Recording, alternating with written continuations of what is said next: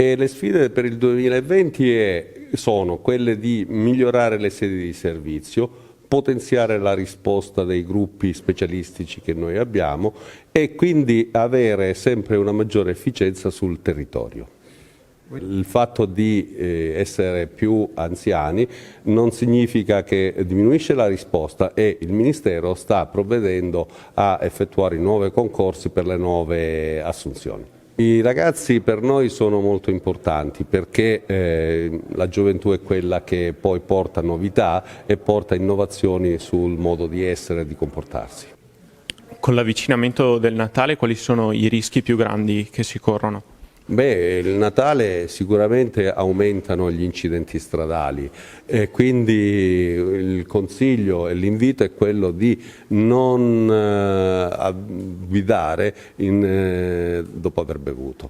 Quindi usiamo quell'abitudine quasi anglosassone che se ci sono delle comitive l'autista non deve toccare alcol. Uno degli incidenti che da sempre mi ha sempre colpito è quello degli incidenti stradali, perché vedo l'inutilità dell'incidente stradale e quindi deve essere attuata una copertura dal punto di vista dell'informazione, della formazione degli autisti in modo da ridurre sempre più. Abbiamo circa 750 incidenti stradali dove noi interveniamo, questo vuol dire che sono di estrema gravità. Noi come Corpo Nazionale anni fa fissammo un limite, era un progetto dove si stabiliva che in 20 minuti si doveva raggiungere qualsiasi punto del territorio nazionale e portare soccorso.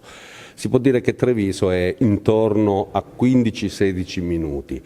Però in quei 15-16 minuti la nostra non presenza viene compensata da un'intensa attività formativa nelle aziende dove provvede il personale stesso delle aziende. I pompieri sono sempre quelli che dentro di sé sentono proprio la propria missione istituzionale di portare soccorso alle persone.